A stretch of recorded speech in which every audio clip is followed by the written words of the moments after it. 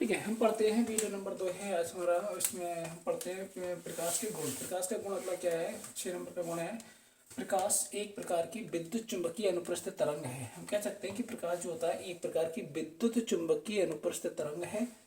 अगला गुण है प्रकाश का, प्रकाश किरणों की तरह। तो प्रकाश किरणों की तरंग दैर्घ्य जो होती है वो 2900 एंगस्ट्रॉम से लेकर 7800 एंगस्ट्रॉम के मध्य होती है। ठीक है, आगे हमारे पास प्रकाश सूर्य से पृथ्वी तक आने में 499 सेकंड का समय लेता है। ठीक है, आगे नेक्स्ट हेडिंग डालते हैं प्रकाश का परावर्तन। तो प्रकाश का परावर्तन बेटा क्या होता है, सबसे पहले ये समझ लो प्रकाश का परावर्तन होता क्या है ना। प्रकाश के परावर्तन के लिए भाई दो माध्यम की आवश्यकता होती है, एक होता है सघन, एक होता है विरल। ठीक है, तो जब कोई प्रकाश की किरण एक माध्यम से दूसरे माध्यम में प्रवेश करती है, मान लिया ये हमारे पास में एक प्रकाश माध्यम है, ये माध्यम नंबर हमारे पास 1 है, ये माध्यम नंबर कितना है 2 है। कोई भी प्रकाश की ये जो तल है, इन माध्यमों के बीच का जो तल है वो एक हमारा चिकना तल है। हमने मान लिया ये हमारा एक कैसा तल है, ये हमारा एक चिकना तल है। ठीक है, ये एक चिकना तल है। जब कोई प्रकाश की किरण जो होती है एक माध्यम से चलकर दूसरे माध्यम की, पहला माध्यम ये है, एक माध्यम से चलकर दूसरे माध्यम की चिकने सतह से टकराती है, तो टकराकर वापस उसी माध्यम में लौट जाती है ना, वापस उसी माध्यम में लौट जाती है। तो प्रकाश किरण का इस प्रकार वापस उसी माध्यम में लौटना प्रकाश का परावर्तन कहलाता है। और यहाँ पर क्या है, हमने एक लंब डाल दिया, इस लंब का नाम दे दिया हमने एल और एल डैश। ठीक है, ये जो प्रकाश किरण थी, ये प्रकाश किरण हमने मान ली ए, और यहाँ पे बिंदु हमारा कौन सा है, बी ओ, और ये हमारी प्रकाश किरण जा रही है बी। ठीक है, तो ये जो आने वाली किरण है, इस किरण को हम नाम दे देते हैं आपतित किरण। ये हमारी किरण होती है आपतित किरण। आपतित किरण, ये हमारी किरण है जो आपतित किरण है। ठीक है, ये जो किरण है वो हमारी परावर्तित किरण है। परावर्तित किरण, परावर्तित किरण, एक आपतित किरण और एक हमारी परावर्तित किरण। ठीक है, इन आपतित किरण और अविलंब दोनों के बीच में जो कोण बनता है उस कोण का नाम होता है हमारे पास में आपतन कोण, इसे हम बोलते हैं आई से। और हमारा अविलंब और परावर्तन के बीच का जो कोण होता है उसे हम बोलते हैं परावर्तन कोण, उसे हम बोलते हैं आर। ठीक है, चलिए ठीक है, हम लिखते हैं जब कोई प्रकाश की किरण, जब प्रकाश की किरण एक माध्यम से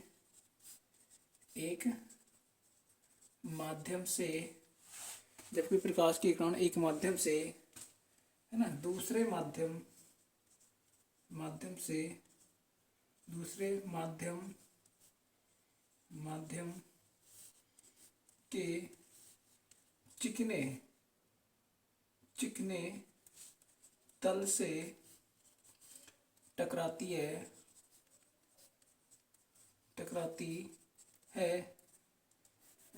दूसरे माध्यम के चिकने तल से टकराती है, तो वापस उसी माध्यम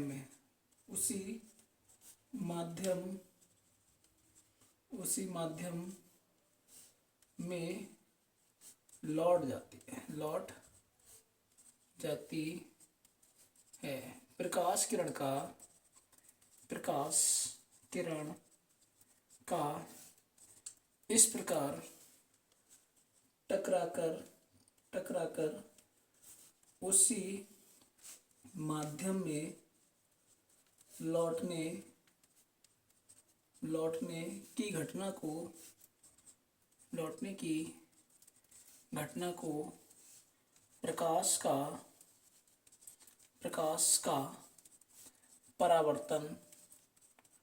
प्रकाश का परावर्तन कहते हैं। ठीक है, बात करते हैं प्रकाश का परावर्तन, तो परिभाषा हो जाती है। तो प्रकाश के परावर्तन के दो नियम भी होते हैं ना, यहाँ डालते हैं प्रकाश के परावर्तन के नियम, है ना। प्रकाश के परावर्तन के दो नियम थे, है ना। प्रकाश यहाँ पे लिखते हैं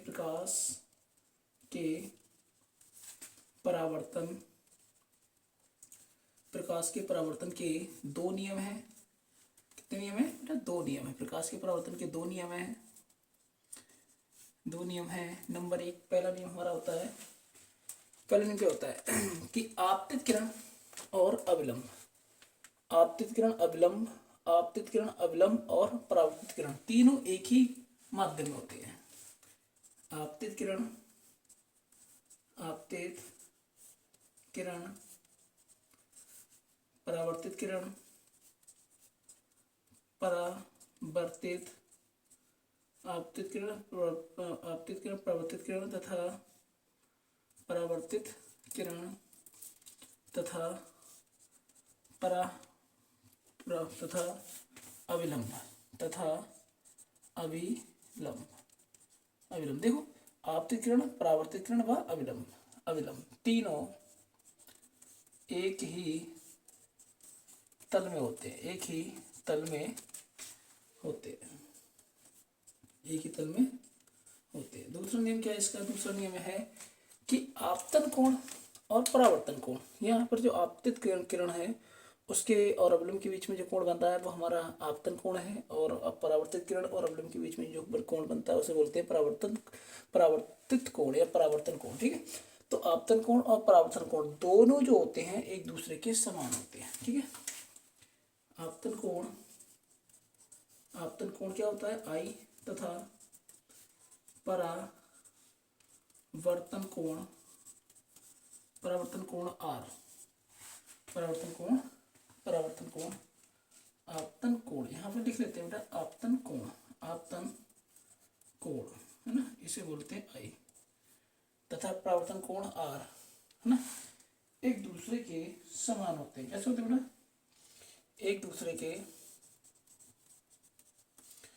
दूसरे के समान होते हैं। ठीक है, समान होते, एक दूसरे के समान होते हैं।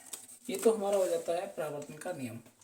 ठीक है, अगर पेपर में पूछा जाता है कि परावर्तन का नियम क्या है तो आप लिखेंगे कि जब कोई प्रकाश की किरण एक माध्यम से दूसरे माध्यम में प्रवेश करती है तो दूसरे माध्यम के चिकने तल से टकराकर वापस उसी माध्यम में लौट जाती है तो प्रकाश किरण का इस प्रकार वापस उसी माध्यम में लौटने की घटना जो होती है वो हमारा प्रकाश का परावर्तन कहलाता है। इस स्थिति में जो आने वाली किरण होती है उस किरण, आने वाली किरण और अविलंब के बीच जो कोण बनता है उसे बोलते हैं आपतन कोण। इसी तरह से अविलंब और परावर्तित यानी कि जो टकरा कर लौटती है किरण, उन दोनों के बीच का जो कोण होता है उसे बोलते हैं परावर्तन कोण। परावर्तित किरण के बीच और अवलंब के बीच जो कोण बनता है उसे बोलते हैं परावर्तन कोण। इन दोनों का मान समान होता है। ये किरण और अवलंब तीनों एक ही तल में होते हैं। ये दोनों हो गए परावर्तन के नियम। ठीक है, चलिए आगे हम देखते हैं कि प्रकाश का जो परावर्तन होता है वो दो सतह के द्वारा होता है। हम जानते हैं कि प्रकाश का जो परावर्तन होता है, प्रकाश का परावर्तन है ना, दो तरह से होता है, दो तरह से होता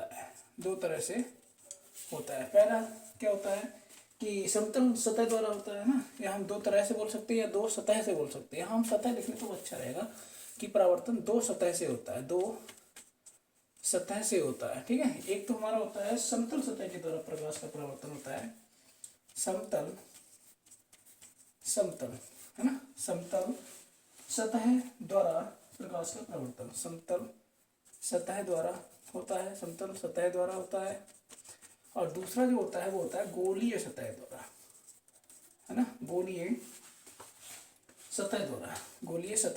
ठीक है, तो गोलीय सतह के द्वारा होता है ना। हमने क्या जाना कि प्रकाश का जो परिवर्तन होता है दो सतह के द्वारा होता है। एक होता है हमारा समतल सतह के द्वारा, एक होता है गोलीय सतह के द्वारा। अच्छा, समतल सतह क्या होती है? जैसे कि मान लो हमारे पास एक मिरर है, ये मिरर है, ठीक है, तो यहाँ पर प्रकाश की जब किरण आती है तो इसमें टकराएगी, तो मतलब ये तो हमारा पूरा चिकना तल हो गया। ये हमारा कैसा है? चिकना तल है, तो चिकने तल पर जब किरण आती है तो आकर टकरा कर ये वापस उसी माध्यम में लौट जाती है ना। जब वापस उसी माध्यम में लौट जाती है तो यहाँ पर भी प्रकाश का परावर्तन होता है ना। ये किरण आने वाली किरण है, इनके बीच में हम एक अवलंब डाल देते हैं। अवलंब डालने के बाद ये हमारा कोण होता है वो हमारा बनता है आई, और ये कोण होता है कितना? आर। ठीक है, तो यहाँ पर भी हमारा परावर्तन होता है। क्या हो रहा है? यहाँ परावर्तन हो रहा है।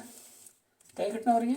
परावर्तन की घटना हो रही है। ठीक है, दूसरी बात करते हैं गोलीय, है ना। तो गोलीय हमारा उत्तर भी होता है, गोलीय है। ये हमने मान लिया कि हमारे पास ये गोलीय है, तो यहाँ पर भी हमारे पास जब प्रकाश की किरण, मान लिया ये हमारे पास कोई मध्य रेखा है, यहाँ पर हमारे पास जब कोई प्रकाश की किरण जाती है, मान लिया कि हमारे पास प्रकाश की किरण ये जा रही है, ये यहाँ से प्रकाश की किरण जाती है, और प्रकाश की किरण जाने के बाद इसी से टकरा कर ये वापस उसी माध्यम में लौट जाती है, ठीक है। तो यहाँ पर जो कोण होगा वो हमारा आई होगा, यहाँ पर जो कोण होगा कितना होगा आर होगा। ये मान लिया हमारे पास एक कैसा तल है, ये हमारा चिकना तल है, ठीक है, चिकना तल है। तो हम कह सकते हैं कि जो प्रकाश का परावर्तन होता है वो हमारा दो सतह के द्वारा होता है, एक समतल सतह के द्वारा, एक होता है गोलीय सतह के द्वारा, ठीक है। गोलीय सतह में हम पूरा गोला जो होता है वो दो तरह का ले सकते हैं, एक हमारा उत्तल और एक हमारा अवतल, है ना। गोलीय सतह उत्तल भी हो सकती है, गोलीय सतह हमारी अवतल की भी हो सकती है। जिसमें बाहर से पॉलिश होती है वो हमारा अवतल होता है, जिसमें अंदर से पॉलिश होती है वो हमारा उत्तल होता है, ठीक है।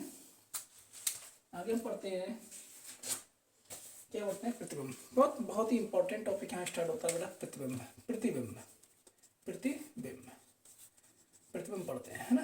प्रतिबिंब मतलब इमेज, इमेज पढ़ते हैं यहाँ पर। इमेज, इमेज क्या होता है, यानी प्रतिछाया, जिसे हम बोलते हैं प्रतिछाया भी बोलते हैं, प्रतिछाया, है ना। बहुत सारे नाम होते हैं इसकी, प्रतिछाया, इमेज, प्रतिबिंब, है ना, बहुत सारे। तो हम ये देखते हैं कि प्रतिबिंब क्या होता है, मतलब किसी वस्तु, किसी बिंदु वस्तु से चलने वाली प्रकाश किरणें। इसकी परिभाषा अगर हम देखना चाहें तो ये होती है किसी किसी किसी बिंदु वस्तु के द्वारा, किसी बिंदु वस्तु के द्वारा, बिंदु वस्तु के द्वारा, किसी बिंदु वस्तु के द्वारा चलने वाली, द्वारा चलने वाली प्रकाश, चलने वाली प्रकाश किरणें दर्पण से, प्रकाश किरणें, किरणें दर्पण से, है ना, दर्पण से परावर्तन के पश्चात, परावर्तन के पश्चात, परावर्तन के पश्चात मिलती हैं, मिलती है, परावर्तन के पश्चात मिलती है या मिलती हुई, या मिलती हुई प्रतीत होती है, या तो मिलती है या मिलती हुई प्रतीत होती है, जिन्हें हम बेटा क्या बोलते हैं, वे मिलती हैं, मिलती हुई प्रतीत होती हैं, तो हम उसे प्रतिबिंब कहते हैं। तो उसे प्रतिबिंब कहा जाता है, प्रतिबिंब कहा जाता है, ठीक है। तो प्रतिबिंब हमारा दो तरह का हो सकता है भाई। प्रकार अगर हम देखना चाहें तो प्रतिबिंब के प्रकार क्या होते हैं, प्रतिबिंब जो होता है हमारा दो तरह का होता है। प्रकार, इसके प्रकार क्या होते हैं, है ना, क्या के प्रकार है, प्रतिबिंब का, प्रतिबिंब के प्रकार। तो प्रतिबिंब जो होता है वो हमारा दो तरह का होता है। पहला हमारा जो होता है वो एक होता है बेटा आभासी, है ना, एक होता है आभासी प्रतिबिंब, आभासी प्रतिबिंब होता है, और एक होता है बेटा आभासी होता है, और दूसरा नंबर होता है वो होता है वास्तविक, ठीक है, वास्तविक। अच्छा, आभासी और वास्तविक की बात करें तो आभासी और वास्तविक में आभासी कौन सा होता है, आभासी प्रतिबिंब हमारा वह प्रतिबिंब होता है जिस पर जो प्रकाश की किरण जो होती हैं वास्तविक रूप से नहीं मिलती हैं, बल्कि किरणें, हम कह सकते हैं कि जो प्रकाश की किरणें होती हैं, प्रकाश किरणें होती हैं, प्रकाश यहाँ लिख सकते हैं कि प्रकाश किरणें जो होती हैं, प्रकाश किरणें, है ना, मिलती हुई प्रतीत होती हैं, है ना, मिलती हुई प्रतीत होती है, मिलती हुई प्रतीत होती है, प्रतीत होती है, ठीक है, मिलती हुई प्रतीत होती है। और ये जो आभासी प्रतिबिंब होता है वो सदैव जो होता है ना वो सीधा होता है, सदैव सीधा होता है, ये हमेशा सदैव, यानी ये प्रतिबिंब, ये प्रतिबिंब सदैव सीधा होता है, प्रतिबिंब सदैव सीधा होता है, सदैव सीधा, सीधा मतलब होता है सीधी दिशा में बनना, सीधा सीधा होता है, ठीक है, वो हमारा आभासी होता है, सीधा होता है। कौन सा, वास्तविक आभासी प्रतिबिंब, ठीक है। वास्तविक जो होता है, वास्तविक क्या होता है, यानी कि वास्तविक प्रतिबिंब हमारा वह प्रतिबिंब होता है जब प्रकाश की किरणें होती हैं मिलती हुई नहीं, पूर्णता मिलती है, यानी प्रकाश की, जैसे हम लिख सकते हैं कि जब प्रकाश किरणें, जब प्रकाश, जब प्रकाश की किरणें पूर्णतया मिलती हैं, पूर्णतया मिलती हैं, पूर्णतया मिलती हैं, पूर्णतया मिलती हैं, ठीक है, पूर्णतया मिलती हैं। और ये जो प्रतिबिंब होता है वो सदैव हमारा वैसा होता है बेटा, उल्टा होता है, सदैव उल्टा होता है, उल्टा होता है, होता है। ये बातें आप ध्यान रखना कि जो हमारा ये प्रतिबिंब होता है वो सदैव उल्टा होता है, ठीक है। ये बातें होगी हमारे यहाँ पे। तो आगे हम पढ़ते हैं बेटा, इसमें हम ये पढ़ लिया कि जो उल्टा होता है, सीधा होता है, बोल दिया। अब बात करते हैं कि आभासी और वास्तविक प्रतिबिंब। ठीक है, आगे हम इसे रफ करते हैं।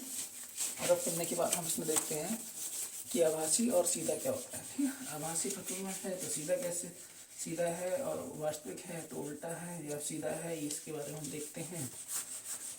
आगे हम पढ़ते हैं, चाहे हम पढ़ेंगे अगला मिलीमीटर प्रतिबिंब। प्रतिबिंब हमारा हमने भी बताया था, ये बताया ही था। प्रतिबिंब हमारा दो तरह का होता है, एक होता है हमारा वास्तविक और एक होता है हमारा आभासी। अगले हेड हम डालते हैं कौन सी, जो प्रतिबिंब होता है वो प्रतिबिंब हमारा दो तरह का होता है, उसी पर हम आगे चर्चा करते हैं।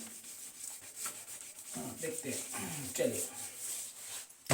हमारे पास जो प्रतिबिंब है, हम कहाँ पढ़ते हैं, इमेज। ठीक है, इमेज पढ़ते हैं।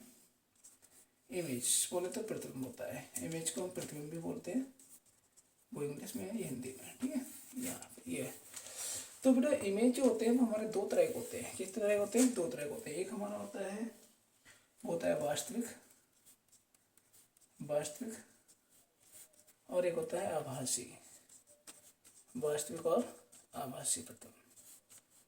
वास्तविक प्रतिबिंब और एक आभासी प्रतिबिंब। तो हम इसमें कुछ बातें याद रखते हैं। तो वास्तविक प्रतिबिंब होती है, इसके मेन पॉइंट याद रखते हैं। पहला पॉइंट ये होता है कि सदैव उल्टा होता है। वास्तविक प्रतिबिंब मैंने बताया था, ये हमेशा कैसा होता है, उल्टा होता है ना, ये उल्टा होता है, उल्टा बनता है, उल्टा बनता है, सदैव सदैव उल्टा बनता है। ठीक है, उल्टा सदैव उल्टा बनता है, दर्पण के सामने बनता है, उल्टा होता है, दर्पण के सामने होता है, सामने होता है। ठीक है, उल्टा होता है, सदैव दर्पण के सामने होता है। ऐसी हम बात करते हैं आभासी की। तो आभासी में क्या होता है कि आभासी में जो प्रतिबिंब बनता है वो हम कह सकते हैं कि जो होता है सदैव सीधा होता है और दर्पण के पीछे होता है। इसी का बिल्कुल उल्टा होता है, ये वही सदैव सीधा होता है। ये कैसा होता है, सदैव सीधा होता है, सदैव सीधा होता है, तथा दर्पण के कैसा होता है, दर्पण के, है ना, दर्पण के पीछे बनता है। यहाँ पे बन रहा है सामने बनता है, ये दर्पण के कहाँ बनता है, पीछे बनता है, दर्पण के पीछे बनता है। ठीक है, जैसे मान लो कि हमारे पास यहाँ पर कोई दर्पण है, ये हमने दर्पण मान लिया, मान लो चाहे उत्तर चाहे उत्तर कोई सा दर्पण मान लो, तो ये उसके पीछे बनता है ना। हाँ ठीक है, पीछे बनता है। दूसरा पॉइंट यहाँ पर क्या है, वास्तविक के लिए, वास्तविक के लिए कि परावर्तित किरण वास्तव में मिलती है। यानी हम कह सकते हैं कि जो परावर्तित किरण होती है, मतलब परावर्तित जो चिकने तल से टकरा कर लौटती है, वो वाली किरण जो होती है परावर्तित किरण। हम कह सकते हैं कि परावर्तित किरण जो होती है, परावर्तित किरण पूरी तरह मिलती है, पूर्णतया मिलती है, पूर्णतया मिलती है। उसमें क्या होता है कि जो परावर्तित किरण होती है वो मिलती नहीं है, बढ़ती मिलती हुई प्रतीत होती है। हम कह सकते हैं कि जो परावर्तित किरण होती है, परावर्तित किरण मिलती हुई प्रतीत होती है। मिलती नहीं है बल्कि मिलती हुई प्रतीत होती है। ठीक है, मिलती नहीं है बल्कि मिलती हुई प्रतीत होती है। अगला पॉइंट है पर्दा पर प्राप्त हो, यानी हम कह सकते हैं कि जो हमारा वास्तविक प्रतिबिंब होता है वो पर्दा पर प्राप्त किया जा सकता है, पर्दा पर प्राप्त किया जा सकता है, ठीक है। जबकि जो हमारा आभासी प्रतिबिंब होता है ये पर्दा पर प्राप्त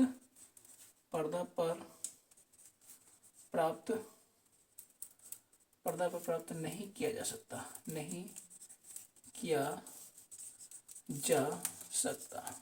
ठीक है, हाँ, इसी प्रतिबिंब को हम पर्दे पर प्राप्त नहीं कर सकते। इस प्रकार से हमने देखा कि हमारा जो प्रतिबिंब होता है, तो प्रतिबिंब में दोनों में अंतर हमने पढ़े। हमारे पास पहला अंतर क्या था कि वास्तविक प्रतिबिंब जो होता है वो हमें सदैव उल्टा बनता है, दर्पण के सामने में होता है। आभासी में क्या होता है, दर्पण जो होता है, सदैव दर्पण जो होता है वो हमारे पास मतलब दर्पण के पीछे ये प्रतिबिंब बनता है। कौन सा, आभासी प्रतिबिंब बनता है, और ये सदैव सीधा होता है। कैसा होता है बेटा, सदैव सीधा होता है। दूसरा हमने अंतर देखा कि परावर्तित किरण होती है वो पूर्णतः मिलती है, और इसमें आभासी में हमारी परावर्तित किरण जो होती है वो हमें एक मिलती हुई प्रतीत होती है, मिलती नहीं बल्कि मिलती हुई प्रतीत होती है, मिलती नहीं है मिलती हुई प्रतीत होती है। तीसरा पॉइंट हमने पढ़ा था, पर्दे पर प्राप्त किया जा सकता है। कौन सा प्रतिबिंब, वास्तविक प्रतिबिंब। जबकि आभासी प्रतिबिंब होता है वो पर्दे पर प्राप्त नहीं किया जा सकता। ठीक है, कभी कभी पूछ लेता है यहाँ से क्वेश्चन। आगे हम देखते हैं, हमारे पास है समतल दर्पण से संबंधित कुछ बिंदु देखते हैं। जैसे हमारा जो समतल दर्पण होता है, समतल दर्पण मतलब जिसका जो तल होता है वो समतल होता है ना, उसे हम बोलते हैं समतल दर्पण। तो समतल दर्पण के कुछ महत्वपूर्ण बिंदु देख लेते हैं। समतल यानी कि कुछ महत्वपूर्ण, हम देख सकते हैं सम इम्पोर्टेंट पॉइंट, यहाँ डालते हैं heading some important point, some important.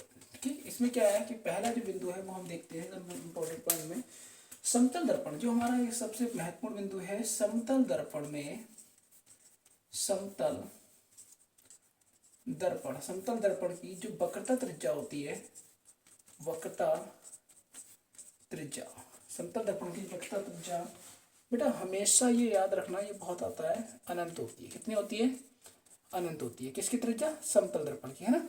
तो समतल दर्पण की जो त्रिज्या होती है वो हमेशा अनंत होती है, 1 2 3 या कुछ भी नहीं होती है ना। यानी कि जो फोकल दूरी होती है, किसकी? फोकल दूरी क्या की बेटा? समतल दर्पण की, समतल दर्पण की ही, समतल दर्पण की। ठीक है, समतल दर्पण की जो फोकस दूरी होती है वो भी कैसी होती है? समतल दर्पण दूरी भी अनंत होती है, समतल दर्पण की फोकस दूरी भी अनंत होती है। ठीक है, अनंत होती है। पॉइंट नंबर 2 हो गया। पॉइंट नंबर 3 है, यदि कोई व्यक्ति समतल दर्पण के सामने बी वेग से सामने गति कर रहा होता है ना। अगला पॉइंट है, यदि कोई व्यक्ति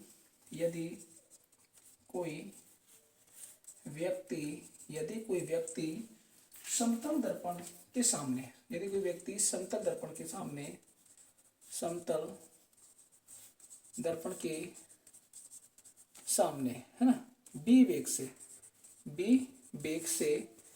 गति कर रहा है, बी वेग से गति कर रहा है, तो उसका प्रतिबिंब, तो उसका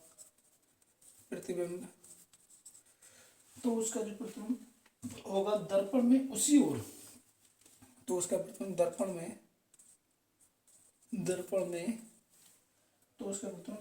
उसी ओर 2v वेग से आता हुआ, 2v वेग से आता हुआ प्रतीत होता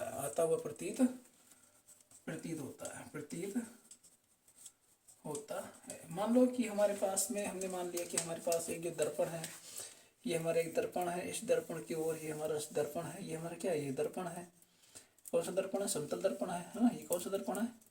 समतल दर्पण है। अब समतल दर्पण की ये हमारी डायरेक्शन है, यहाँ पे तो तल है। अब कोई व्यक्ति है, मान लिया कि हमारे पास में एक व्यक्ति है यहाँ पर, वो हमारा एक व्यक्ति है यहाँ पर, वो व्यक्ति इधर की गति कर रहा है। ठीक, तो यहाँ पर जो कोई व्यक्ति है, मान लो ये व्यक्ति जा रहा है, तो यहाँ पे व्यक्ति है ये। ठीक, तो ये व्यक्ति जब गति कर रहा है तो यहाँ पे इसका जो वेग है, उसका वेग कितना है? बी वेग है। कितना वेग है? बी वेग है। कितना वेग है इसका? मान लिया इसका वेग हमारे पास बी है, तो इसकी जो चाल है वो इधर जा रहा है, इधर जा रहा है, दर्पण इधर जा रहा है। तो जो दर्पण पर जो वेग दिखाई पड़ेगा तो वो 2v वेग से आता हुआ प्रतीत होगा, वेग से आता हुआ प्रतीत होता है। यही कारण होता है कि जब हम किसी चीज़ से सामने आते हैं तो हम वहाँ पर देखते हैं कि बहुत तेजी से कोई चीज़ आती है, यही कारण होता है। तो ये बहुत इंपॉर्टेंट पॉइंट है। यहाँ पे तीनों पॉइंट बहुत इंपॉर्टेंट है, तीनों के तीनों समतल दर्पण के लिए बड़े इंपॉर्टेंट पॉइंट है, तीनों बहुत बार पूछे गए हुए हैं। और हमने मान लिया कि हमारे पास, जैसे कि मान लो अब यहीं पे एक इंपॉर्टेंट पॉइंट लगाते हैं, वो क्या है हमारे पास? मान लिया चौथा पॉइंट है, माना हमारे पास में कोई, हमारे पास से ये, मान लिया हमारे पास में ये एक तल है, यहाँ पर कोई प्रकाश की किरण आ रही है, प्रकाश की किरण यहाँ पर जाने के बाद टकरा कर लौट जाती है। तो इस जो हमारे पास ये जो तल है वो हमारा कैसा तल है? वो समतल तल है ना, समतल तल है। तो हमने मान लिया कि हमारे पास यहाँ पर क्या, यहाँ पर अविलंब था, ये क्या था? हमारा अविलंब था। यहाँ कोण बन रहा था आई, यहाँ कोण बन रहा था आर बन रहा था। ये कोण हमारे पास, ये किरण हमारी आपतित किरण है। कौन सी किरण है? आपतित किरण हो गई। और यहाँ पर जो किरण है वो हमारी है परावर्तित किरण, है। ठीक है, परावर्तित किरण है। ये क्या है हमारा? ये हमारा अविलंब है। ये क्या है हमारा? वो हमारा है अविलंब। ठीक है, ये हमारा अविलंब है, ये हमारा परावर्तित किरण। तो हम क्या देखते हैं कि यदि हम, जैसे कि क्या है कि यहाँ पर हमारे पास ये जो हमारी आपतित किरण है, इसे हम स्थिर रखते हैं, यहाँ इसे क्या रखते हैं? इसे हम स्थिर कर देते हैं। स्थिर रखकर इसे हम स्थिर रखते हैं, इस तरह रखते हैं, तो अगर हम यहाँ पर जो तल है इस तल को हम झुका देते हैं, यहाँ पे जो तल था इस तल को हमने तो क्या किया, इस तल को हमने थीटा एंगल झुका दिया। मान लीजिए यहाँ पे जो तल था उस हमने तल को थीटा एंगल को झुका दिया, यहाँ पे जो तल था वो हमने थीटा एंगल घुमा दिया। जब थीटा एंगल घुमा देते हैं तो ये हमारा परावर्तन कोण होगा, वो उसका बीच का जो विचलन मतलब कोण होगा, ये जो कोण होगा वो हमारा 2 थीटा के कोण से घूम जाएगा। अर्थात यहाँ हम कह सकते हैं, क्या कह सकते हैं कि यदि परावर्तन की घटना में किस पे, समतल दर्पण, परावर्तन की घटना में समतल दर्पण पे, किस पे बेटा, समतल दर्पण में, ठीक है। आपतित किरण को स्तर रखकर, आपतित किरण को स्तर रखकर, है ना, जो तल है तल को थीटा एंगल पर झुका दिया जाता